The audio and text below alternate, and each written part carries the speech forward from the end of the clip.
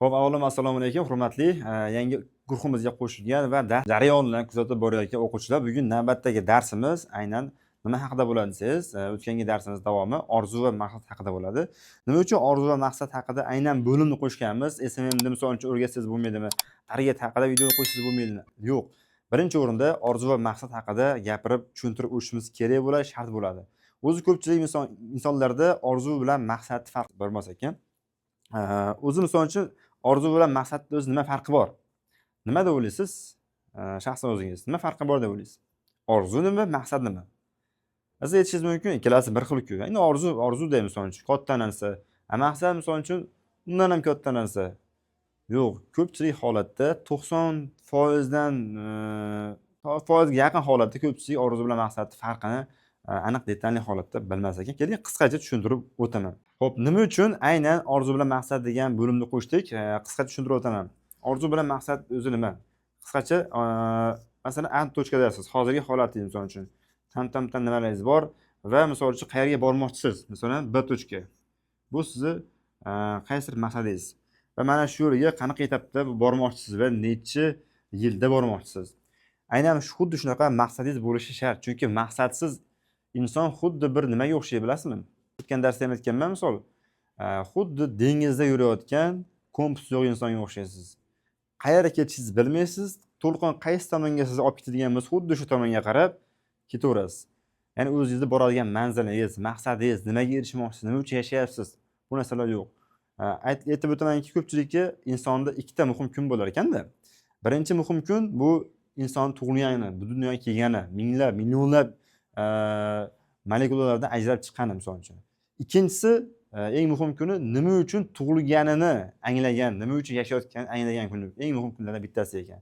Ko'pchilik insonlar nima uchun tug'ilganini anglamasdan, bilmasdan turib o'tib ketishar ekan. Ma'lumot sifatida eshitib qoldim. Hattoki Qur'oni Karimda ham Baqara surasida sigir surasi o'zi, hattoki sigirdan maqsadini so'ralganda ham, uni ham hattoki dunyoga kelishidan, bu dunyoda yashashidan asosiy maqsadi hatto sigir ham bo'lar ekanda. Lekin ko'p insonlarda misol uchun maqsadi nima?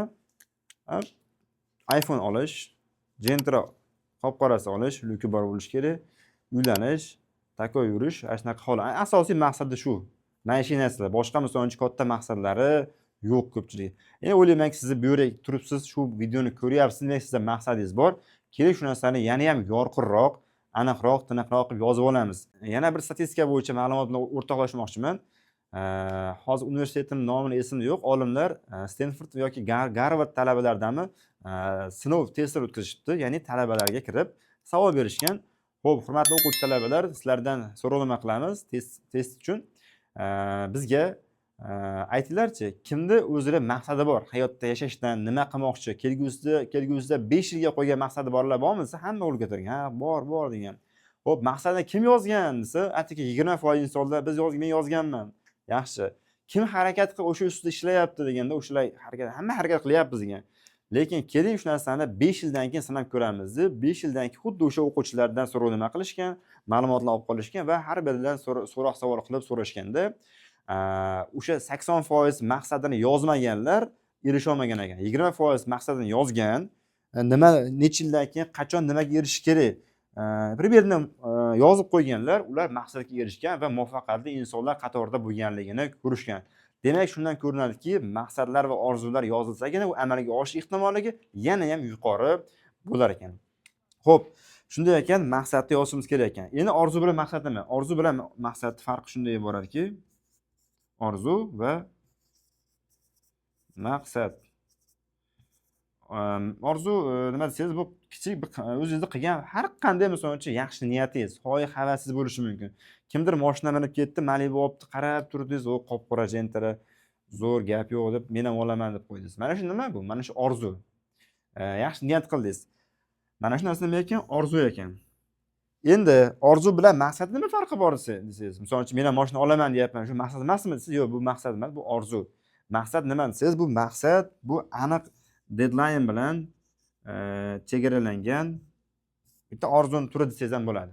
Faqat bunda shu narsa bo'lishi kerakki, time, ya'ni vaqt bilan belgilangan bo'lishi kerak. Masalan, 3 yil yoki 5 yil yoki 1 yilda masalan shu mashinani olishim kerak. Demak, nima farqi bor ekan? Orzuda qanaqadir bir deadline, vaqt yo'q, maqsad desa, qanchadir muddatda erishishim kerak degan narsa bo'lishi kerak ekan. Misol uchun siz nima deyapsiz? Ota-onamni umriga yuborishim kerak. Qanaqadir mashina olishim kerak. iPhone'dan nechidir modeldagi telefon olishim kerak deyapsiz. Xo'p, qaysi telefonni misol uchun qanaqa modelda olmoqchisiz? Xotirasi qanaqa? Rangi qanaqa misol uchun? Ha? Qachon olmoqchisiz? Mana shu savollarga to'liq javob berganingizdan keyin u haqiqiy maqsadga aylanadi. Ungacha u shunchaki orzu. Ko'pchilik aytadi, mashina olaman-da deydi. Xo'p, qachon? Qaysi mashina? Bilmasam, mashina bo'lsa bo'ldi deydi. Yo'q, u bunaqada natijaga erisha olmaysiz. Qanaqaligini bilmasangiz qanday erishasiz? Bitta ma'lumot sifatida aytib o'taman. Oddiy misol, oldingizga jiyaningiz keldida. 5 yoshar yoki 7 yoshar jiyaningiz keldi. Tog'a dedi, ha, menga misol 100 ming so'm pul bering dedingiz. Dedi. Siz men jiyan deb cho'ntagingizni olib bermaysiz-ku 100 ming, to'g'rimi? Siz ham so'raysiz misol uchun. Xo'p, nimaga so'rayapsiz 100 ming pulni? Nima qilasiz deb so'rasangiz, u aytadi. Ojon, men bu pulga ota-onam tug'ilgan kun kelyapti. Ikkovlariga anaqa sovg'a olishim kerak. Bu jonimni qariyapti. Men anaqa narsasi oyog'i og'riyapti ekan. Shunga men bunaqa boshiga turib olaman. O'zimni o'qishimga anaqa narsalar olaman. Bunaqa narsalarimiz bor. Do'konda bunaqa qarzim bor. O'sha to'lashim kerak. Shunga общий hisobda 100 ming so'm pul kerak ekan desa, ha, bo'lmasa yaxshi. Ya'ni nimaga sarflash, qancha sarflash, kimga sarflash bilgandan keyin ma'da berasiz. Hech bo'lmaganda berish ehtimoli 90% da. Agar maqsadingiz yo'q bo'lsa, maqsad yo'q, shunchaki pul bering desa, bermaslik ehtimolingiz 90%. Shunday ekan, Alloh taolo ham qaraydi misol uchun maqsadingizga qarab. Shunchaki o'zini-o'zi beravermaydi-yu. Menga pul kerak desangiz, men pul demaydi. Men shunaqa joyga ishlashim kerak, mana bunaqa narsalar olishim kerak, mana bunaqa maqsadlarim bor, mana bunaqa ehsonli ishlarim bor der ekansiz, bu boshqa gap. Shunga yarasha sizga ish, shunga yarasha loyihalar, shunga yarasha insonlar, jamoani shakllantiradi, shunga yarasha mas'uliyat va muammo yuboradi va o'sha mas'uliyat bilan muammoni hal qiladigan bo'lsangiz, o'shanga yarasha pul ham kelar ekan. Xo'p, tushunarli. Qisqacha endi ma'lumot berib o'tdim. Demak, farqi orzu bilan maqsad farqini tushunib oldik. Endi maqsadning ikki xil turi bo'ladi. Birinchi turi qisqa muddatli, ikkinchi turi esa uzoq muddatli. Misol, uzoq muddatliga hozirdan 6 oygacha bo'lgan muddatdagi maqsadlaringiz bo'lar ekan. Uzoq muddatliga misol 6 oydan 3-5 yilgacha bo'lgan maqsadlar yozsangiz bo'ladi. Endi qisqa muddatli maqsadga qanaqa qo'yishingiz kerak bo'ladi? Qisqa muddatga 6 oyda erishishingiz mumkin bo'lgan realli maqsadlarni yozishingiz kerak bo'ladi. Agar misol uchun 6 oyda men Ferrari olaman, 6 oyda men BMW olaman, 6 oyda misol uchun mana bunaqa darajaga chiqaman, 6 oyda masalan kutilmagan misol uchun erishish nerealni bo'lgan narsalar qo'ymaslik kerak. Chunki erisha olmay qolsangiz, o'zingizga bo'lgan ishonchingiz ham borganda tushib qoladi va menda erisha olmas ekanman degan narsa tug'ilib qolishi mumkin. Shuning uchun 6 oyda erisha oladigan misol uchun maqsadlaringizni qo'ying. Bu sizga motivatsiya beradi. Ya'ni kichkina narsa maqsadlarga erishdim, endi kattasiga ham erisha olar ekanman demak. Masalan, bitta kitobni bir oyda o'qib chiqaman degandingiz va bir oyda nima qildingiz? O'sha kitobni siz o'qib chiqdingiz, o'zingizga ishonch bo'ldi. Demak, men bitta ishni qila olar ekanman. Demak, endi men keyingi oy ikkita kitob o'qiy olaman. Endi mana tilni o'rganaman. Ingliz tilini o'rgandim, endi mana bunaqa narsa o'rganaman degan narsa sizda paydo bo'ladi. Shuning uchun qisqa muddatli maqsadga 6 oyda erishishingiz mumkin bo'lgan maqsadlar, u til kursi bo'ladimi, matematika bo'ladi, qaysidir kitobni misol uchun. Masalan, shogirdlarimizga guruh PDF kitoblar va qo'llanmalar bo'limimizda tavsiya berganmiz. Shu dars jarayonida, kurs jarayonida shaxsiy rivojlanish va moliyaviy savodxonlikni oshirish bo'yicha PDF qo'llanmalarni ham qaysi kitoblar o'qishingiz kerak bo'lishini ham tavsiya qilib borib berganmiz. Eng chiroyli, foydali, hozirgi paytda juda ham o'qish shart kerak bo'lgan bilimlarni o'sha kitobdan albatta topasiz. Shuning uchun o'sha kitoblar qo'ysangiz ham bo'ladi. Masalan, bir oyda bitta kitobni o'qib tugataman yoki 6 oyda masalan kursni muvaffaqiyatli tugataman va birinchi loyihamni olaman va kamida $200 dan $500 daromadga chiqqan paytim ota-onaga nimadir olib beraman yoki nimadir qilaman. Xuddi shunaqa qisqa muddatdagi maqsadlaringizni yozishingiz kerak bo'ladi. Xo'p, ikkinchisi uzoq muddatli maqsadlaringiz 3-5 yilgacha bo'lgan maqsadlaringiz. 3 yilda misol uchun bemalol ota-onangizni misol umra safariga yuborsangiz bo'ladi. 3 yil, 5 yil ichida bemalol siz xohlagan, endi misol 100 ming, 200 ming dollar, 500 ming dollar mashinalar emas-ku. O'zbekistonda ham misol uchun 50 ming yoki 10 ming dollarlik bemalol mashinalarni 3-5 yil ichida olsak bo'ladi. Va maksimal darajada maqsad qo'ying.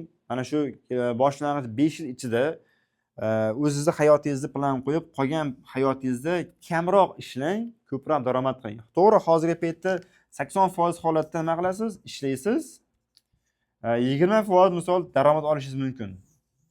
Masalan, kamroq daromad. Lekin siz jismoniy mehnat bilan, og'ir mehnat bilan ish qilsangiz, ko'proq ishlasangiz, ko'proq pul ishlaysiz. Lekin jismoniy kuch bu bir umr berilgan narsa emasda. Maksimal 35 yoshdan keyin bo'ldi, sekin-sekin 40, 50, 45 уже tushib boradi. Kuchingiz bilan misol uchun uzoqqa bora olmaysiz, lekin aql kuchi bilan, bilim kuchi bilan siz uzoqqa bora olasiz. Chunki bilimingiz siz qarigan sari kamaymaydi-da.